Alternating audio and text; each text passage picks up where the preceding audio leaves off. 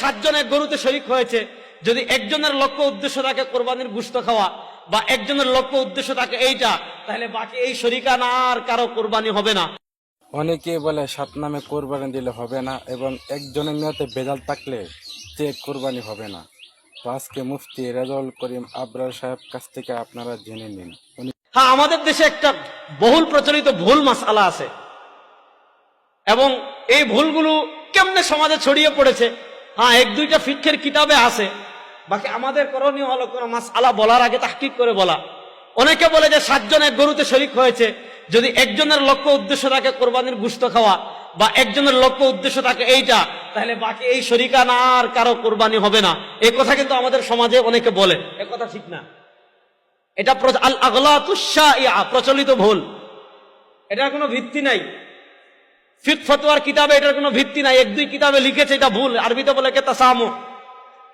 আরবিতে একজনের ইবাদতের ইসলামী শরিয়ার একটা মূলনীতি হলো আল উমুরু বিমাকাসিদিহা।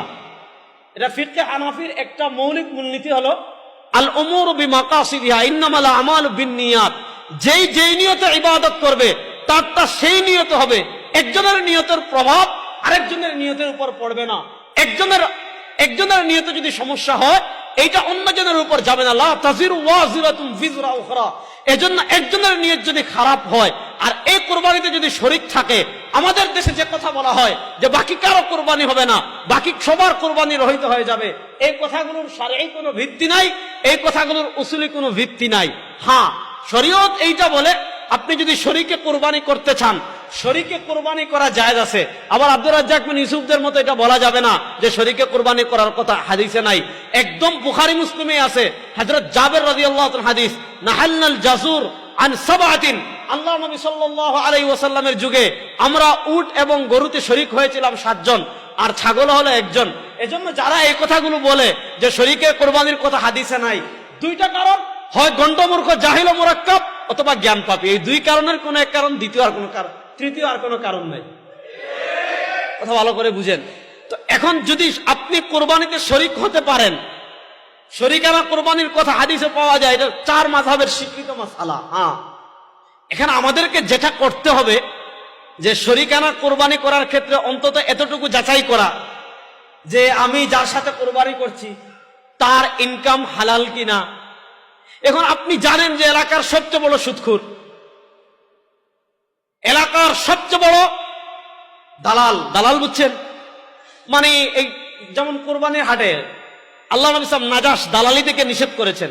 এখন কত সিস্টেমের দালালি আছে সমাজে।